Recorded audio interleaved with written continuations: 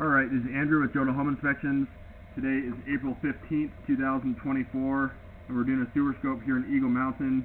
We're at 546 Hearth Lane.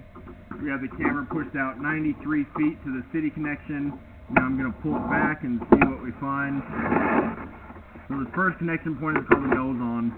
This is where it goes from your lateral line into the main city line. Looks like a good connection there. Pipes. This is what they use on most new construction. You don't typically get buildup inside of these plastic lines the way that you would with older pipes like galvanized or cast iron rather.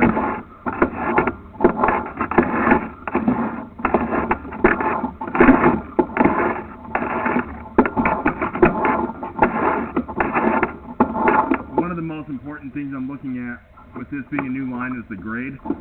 I'm not seeing any standing water, and I've ran a significant amount of water already with the inspection, and so far it looks like this one has good grade.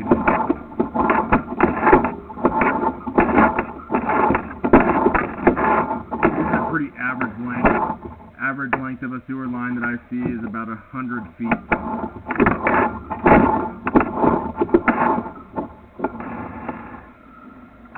So this is a sewer access point. If you look at the top of the white pipe, you can see an opening, and that's a spot outside where you'd be able to put a camera down, or if you had to have the line cleaned, they could do it from that spot outside.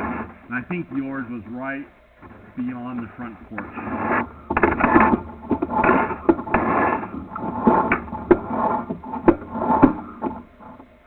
So this area here was probably the biggest concern because it's something that I've not seen before, where it's almost as if this pipe is bigger that we're dropping into, and kind of drops down. I can't see what's behind my camera right now. My concern would be if there's an opening or if this is a pipe that's separated. If water's getting through that joint, it can cause this area to settle and move the pipes further away from each other. I would ask the builder specifically about that connection. The rest looks great, but this area is suspect, and it's certainly not the way that I see most lines ran.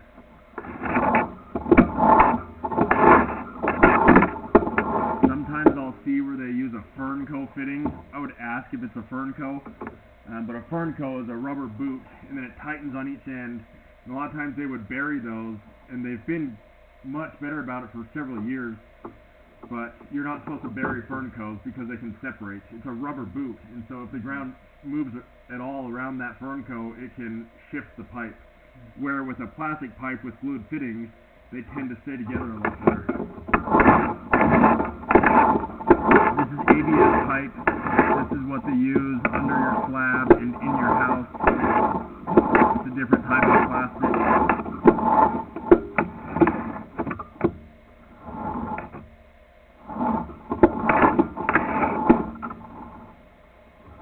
Piece of glue dripping down.